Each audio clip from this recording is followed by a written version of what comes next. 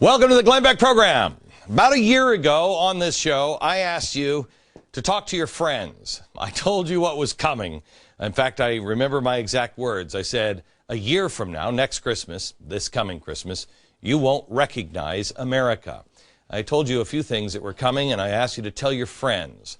I'm sure they called you crazy. I know I was mocked by the press and the left.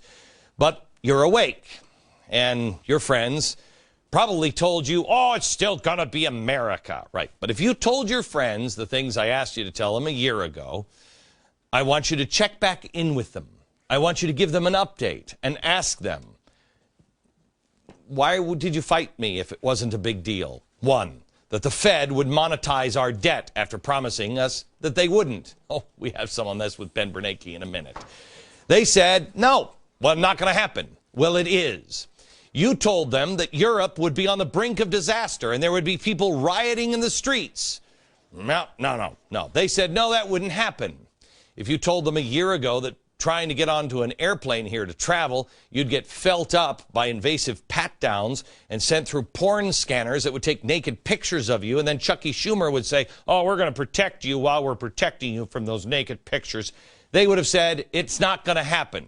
If you told them that Russia, a company named Arms that actually has sold uranium to Iran, was given control of 50% of the U.S. uranium output in Wyoming, you would have been called crazy. If you told them that the administration would completely bypass Congress in order to pass new broadcast rules that make net neutrality, another regulation they're going around Congress and the courts to get, it would look like child's play. They would have told you it's not going to happen. Would they have believed that federal law enforcement agencies are tracking by putting GPS without a warrant under people's cars? And now, as we told you on this program, and hopefully you told your friends it would come, we find out now American credit card transactions are being tracked in real time without a warrant. I'm sure if you said that to them a few months back, they said, no, not in America. That's crazy. It's not going to happen here. Well, all of those things are happening now. Look how far we've progressed in the last year. And you know what? It's not slowing down. Can you imagine what America looks like after another year of this kind of progress?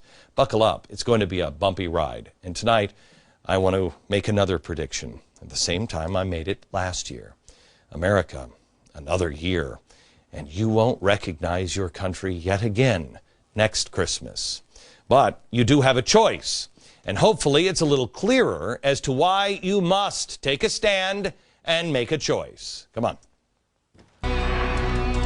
Hello, America. Last Thursday, I hosted a town hall in Pittsburgh, and it was simulcast in movie theaters all across the country. If you missed it, there is an encore this Wednesday, December 8th at 8 p.m. But I spent a lot of time on solutions in the back half. But the first half, I laid out the extent of what we're facing. Now, I know if you're watching this program or you TiVo this show every night, you're probably wide awake and you are ready to be part of the solution. However, there are many more people in this country who don't understand what we're facing. They think it's all going to work out because we're America and it always works out in America. Does it now, really?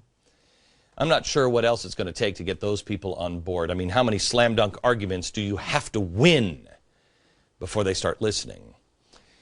At the town hall, I took this chalkboard and I showed, in the first part, just how bad the budgets were.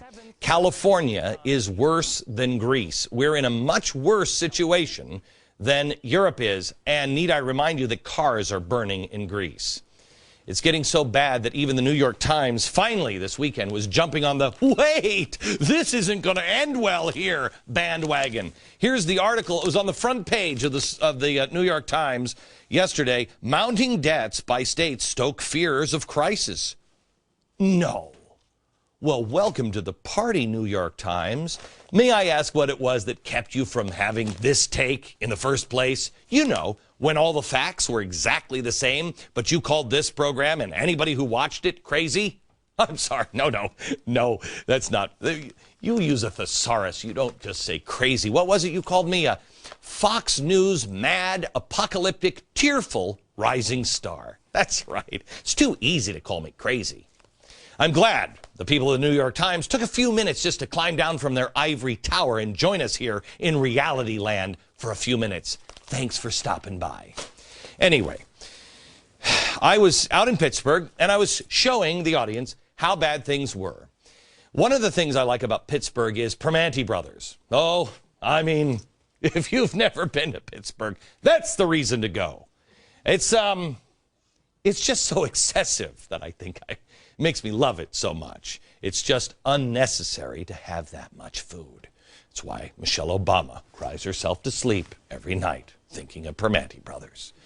I used this sandwich. In fact, in the end, I think I had 400 of them on stage with me to illustrate just how ridiculous the conversations between politicians in Washington really are. This is what they're doing to the budget. Watch. Meet Michelle Obama's worst nightmare. Let's say that this is our budget. And our budget isn't dollars, it's calories. I am going to cut federal spending that much. But this isn't even enough sandwich. And we're still talking about cutting this. Again, I apologize to Michelle Obama. I should have warned you that tasty food was about to be shown. Think happy thoughts, tofu, redistribution of wealth. You know, Winston, Harry Winston, earrings, or Marxism, or whatever works for you. The sandwich skit was over the top, and that's why I did it, to wake people up, to show you that if our sandwiches, our budget is enormous, and we're making a joke out, we are mocking the American people.